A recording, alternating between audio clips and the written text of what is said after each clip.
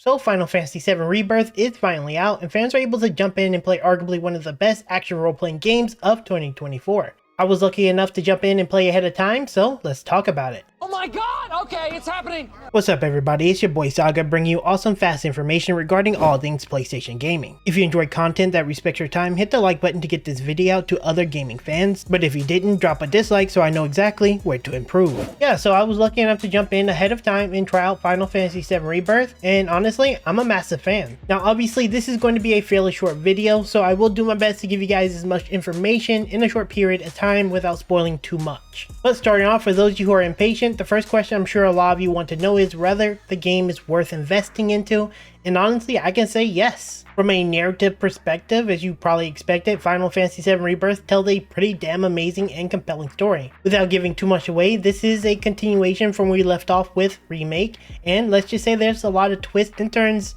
that I don't think a lot of players are actually going to see coming, because I sure didn't. Alongside this amazing narrative, once again, as you probably expected, the audio track was second to none. This review isn't going to really do it any justice, but the audio team was amazing, and I could listen to the audio track literally all day. Moving on, one of the biggest changes that came with Final Fantasy Rebirth was the element of the open world. Now there was a good amount to it, it was very unique in its own right, but what excites me the most about the open world is not necessarily what we saw here in Rebirth, but the future of what to come with future iterations of the open world elements added to Final Fantasy games in general. There were quite a bit to explore. You used a lot of your team comps to really take advantage of exploring the world, and each individual region really felt unique and worth investing your time into. While it wasn't by any stretch of the imagination the best open world I've ever played, it's definitely more than satisfying, but considering all that the rest of the game has to offer, it was really damn good. Next, combat was massively improved compared to Remake. Team synergies had a pretty huge impact on the way your team functioned and how the gameplay felt. And while I do find Final Fantasy combat to generally be a little bit lackluster compared to other action roleplay games within the genre, Final Fantasy VII definitely stepped it up compared to Remake. Finally, I did want to touch on the minigames, and I will say it's not for everyone. I'm a player who really liked Like a Dragon, Yakuza, that kind of series, and that series had a lot of minigames that you'll probably find very similar in Final Fantasy VII Rebirth. So this one may be a little bit of a mixed bag for each individual player, but for me personally, I really liked them. It was a nice little change of pace. It gives me a little bit of something to do outside the general story,